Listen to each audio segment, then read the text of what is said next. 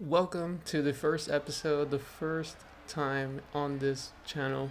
Now, we're going to be doing a full redraft, a full fantasy draft of the two rosters, and we're not selecting anything. We're letting the computer select the rosters for us with the first pick, while Raw selects Stephanie Buckhair. And there is also no champion, so we are going to be setting those matches up as soon as we have our rosters. And with the first pick, SmackDown selects Obafemi.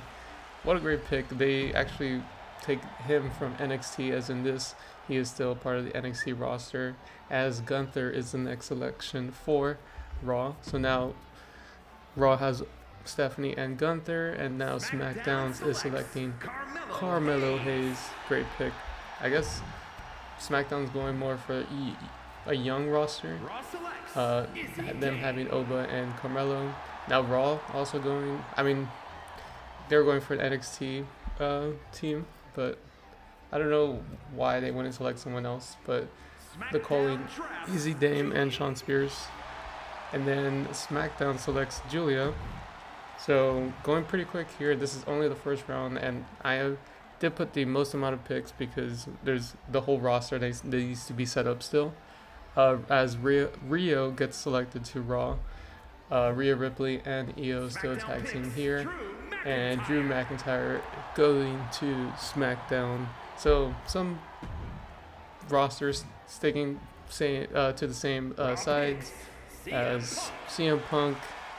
I don't know why it took AJ Lee 2015 instead of current day AJ Lee, but I'll fix that. Punk and AJ, since they're technically a mixed tag team, they get drafted together. And then Jade Cargill going to SmackDown, staying on SmackDown. And I believe there's one more pick for each team, or was that it? That was it for the first round. And great picks there from everyone as we continue with the second round, going just back to back. And I believe Raw will continue with the first pick, and they are going to be selecting, and it looks like the Wyatt Six. And they do, and I'll make sure that they get booked, don't get let go, rip. But here we are with the Wyatt Six getting drafted to Raw. Let's see where SmackDown goes next, and I believe they're going to go Hank and Tag. They are. They select the tag team from NXT, as NXT's roster is getting kind of thin. And even though we are taking people from NXT, we are going to be giving back to them, as you see now AJ Lee gets drafted by herself to Raw. But, she was already going to be on there either way, so waste of a pick, kind of. And here we have Ethan Page getting the call-up, All Ego going to SmackDown here. Great picks, both sides. I guess now that it's really spread out, but there's still some top heavy hitters there, as like Cody, I believe, is still available, as Raw keeps the Vision on, like I said, Raw. So Vision will be probably facing off against the Wyatt Six, other teams. Let's see how that looks. And Fatal Influence, just like in real life, gets the call up, and they are going to go to SmackDown. Great selection there from SmackDown. And like I said, NXT is fading out a little bit, but I have a little surprise for what NXT, as we are going to be still following NXT and showing their pay-per-views and their shows weekly. And Lash Legend gets selected to Raw. She's making the move from SmackDown, as SmackDown selects Jimmy and Jay, the Usos. I am still surprised that Cody is still hanging out there on top.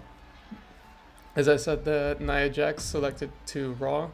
I don't know why it doesn't have Lash Legend and Nia Jax as a tag team, but they got selected still, and they're both going to be on Raw, as Alpha Academy gets selected here by SmackDown, as they're making the jump now from Raw to SmackDown. And that was it for the last pick of that round, as here we are, third round. Like I said, some of the best people are still there. Randy, Cody. We still have some heavy hitters. We have Charlotte, and Roman is still there. I can't believe I didn't mention that. And I think that's going to be the Judgment Day. Raw keeps the Judgment Day, as Raw's getting quite some big groups, as Wyatt Six, Judgment Day. I don't know if SmackDown's probably going to go for the MFTs here. They do. And that's usually where it balances out. I've noticed with the computer is that they'll draft some teams to, or like one big faction to one side and the other to the other side. Here we have AJ, the rest in peace to AJ Styles' career, AJ Lee or Dragon Styles as a tag team get drafted to, I believe they went to Raw. I wasn't really paying attention, but Alexa and Charlotte go to SmackDown. I think they stay on that side. And yes, it was to Raw. As Raw now selects Roxanne, who for some reason isn't a part of the Judgment Day in this, but she stays on Raw with them. And I'll be adding her to the group. I think that's because there's way too many people in that faction.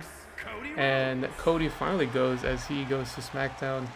Here he stays. So maybe Raw finally takes Roman. I mean, Seth is still there.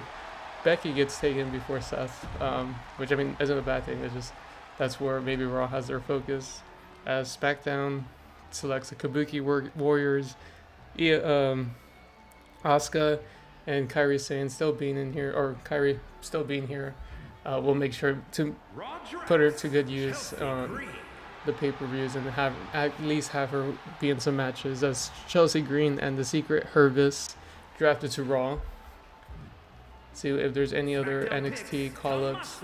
DIY, I believe, stay on SmackDown as SmackDown selects them. And that might be the last pick. And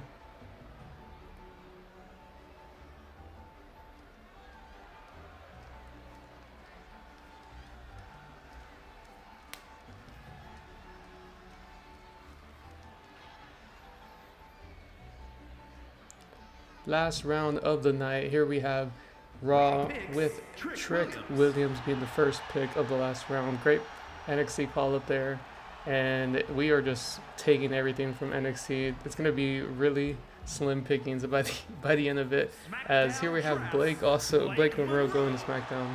Let's see if she makes her debut quicker than she does in real life, as she still has yet to debut. And see if Raw and SmackDown continue with the NXT picks, or they're going to just select other people, and they do. Raw gets New Day. It's so awkward doing this now with like half the roster being gone. And another NXT call-up, SmackDown's going just for a bunch of them. Kalani Jordan gets selected there. Raw seems to be going with Angel and Berto, or I guess they get all of Legado del Fantasma, which also another person being out. With Santos Escobar being let go. And SmackDown, another NXT pick, this time taking it or a mixed tag, no quarter catch crew, or Charlie Dempsey and Ren Sinclair. And SmackDown's just like, I feel like their picks are really all over the place. It's going to be really interesting to see the scene of all the championship divisions there, as Raw gets Ilya Dragunov here. Great. That's a really good person to get this late in the draft.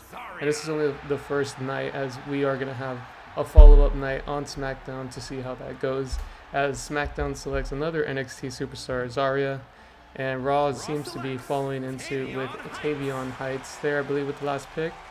And this is the completed look of some of the Raw selection there, and it seems like SmackDown still have some picks for the night, and they make great they had a great opportunity there, and they took it as they got Seth Rollins, which might have been one of the best picks. SmackDown now, actually looking at it, they have a very interesting roster.